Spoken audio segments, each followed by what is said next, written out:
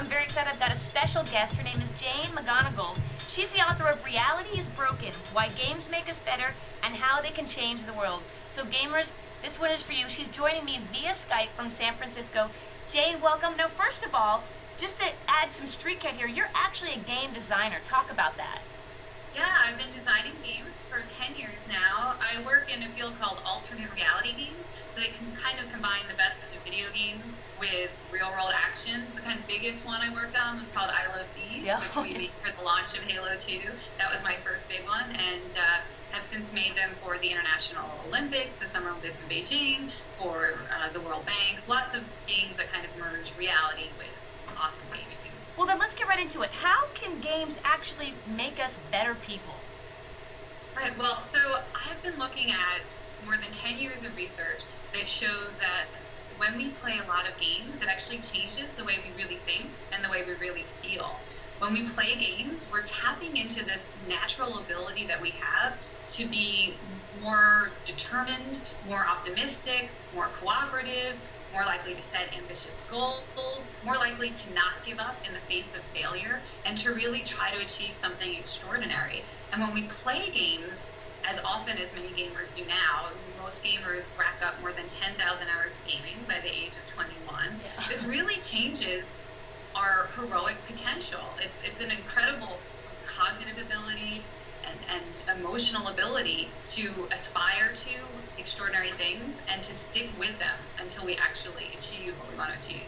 Now, I was listening to you and your lecture at TED, and you were talking about how it can, as you do in the book, how it can actually change the world, though.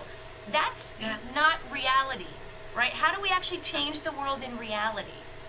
Yeah, so it's a couple of things. First of all, it's just learning how to bring that natural ability that games unlock in us to our real lives.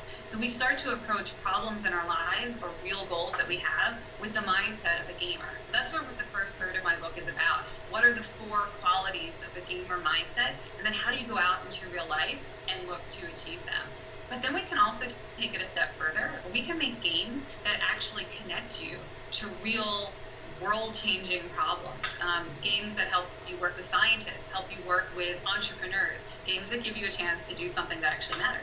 How do you prove to people, and what is the audience reaction when you say, no, games can actually make the world a better place, when you've got congressmen and councilmen and all these people in uproar saying, no, they're violent, they make it a bad place? Yeah, now the good news is all the scientific research is on the side of the gamers. So I've tried to dig up as much as I can just to show people the truth about what games are doing to us.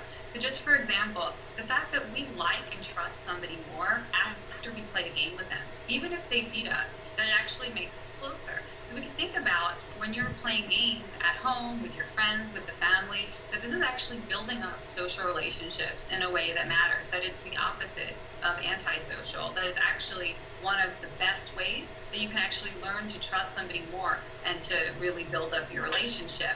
We even see studies that show that playing games like Rock Band or Guitar Hero make you more likely to pick up a real instrument in real life and learn how to play it.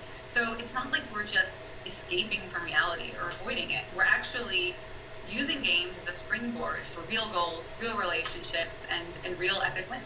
But there are also games that allow us to tackle real problems. One of my favorite games this year that does that is called Fold It.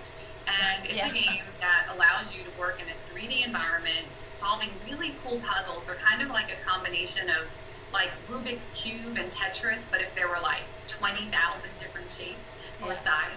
And earlier this year, 57,000 gamers were actually listed as co-authors on a scientific paper for Nature Journal about curing cancer, because the scientists who made the game proved that the gamers were better at coming up with new ways to fold virtual proteins that could potentially create medicines to cure cancer and Alzheimer's. They were better than the supercomputers, that their creativity outbeats the best scientific methods that we have to date. Now that's an amazing thing for a gamer with no background in biochemistry to beat out a supercomputer and to be listed as a co-author in the most prestigious journal in the world for science. And these are fun games that you can play online, just like we play a favorite video game, but they actually give you a chance to do something that really matters in the real world. Yeah, I think curing cancer, that would be one of those top priorities for sure.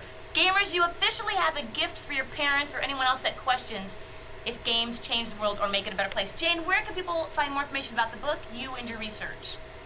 Well, we've actually set up a secret headquarters online for gamers and game developers who want to change the world, and it's called Gameful. That's like playful, but with a game.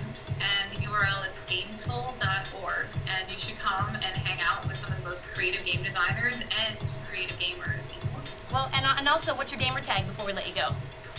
Punky McMonza. Punky McMonza. We'll put that in the URL for you guys. Thanks for watching Tech with Tina. We'll see you next time. Bye.